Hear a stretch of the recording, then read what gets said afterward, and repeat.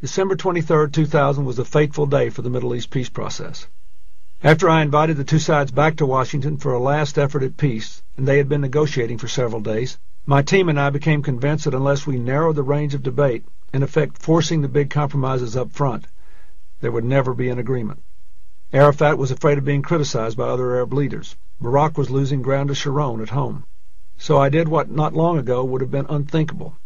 I brought the Palestinian and Israeli teams into the cabinet room and read them my parameters for proceeding.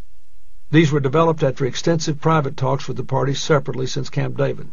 If they accepted them within 4 days, we would go forward. If not, we were through. On the 27th, Barak's cabinet endorsed the parameters with reservations, but all their reservations were within the parameters and therefore subject to negotiations anyway. It was historic.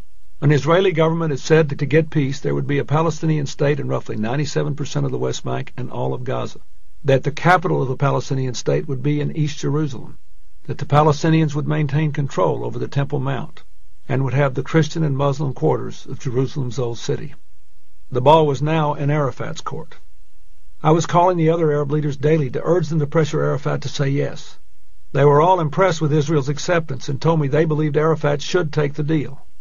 I have no way of knowing what they told him, though the Saudi ambassador, Prince Bandar, later told me that he and Crown Prince Abdullah had the distinct impression Arafat was going to accept the parameters.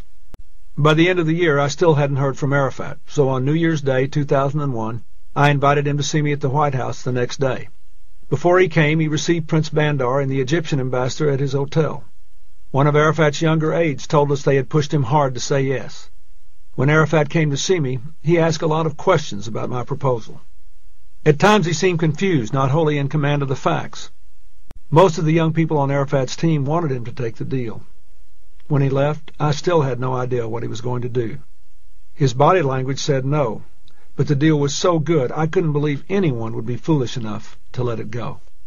Right before I left office, in one of our last conversations, Arafat thanked me for all my efforts and told me what a great man I was. Mr. Chairman, I replied, I am not a great man. I am a failure, and you have made me one. Arafat's rejection of my proposal after Barak accepted it was an error of historic proportions. The news is not all bad, though. Many Palestinians and Israelis are still committed to peace, and someday peace will come. When it does, the final agreement will look a lot like the proposals that came out of Camp David in July of 2000 and the 6 long months that followed.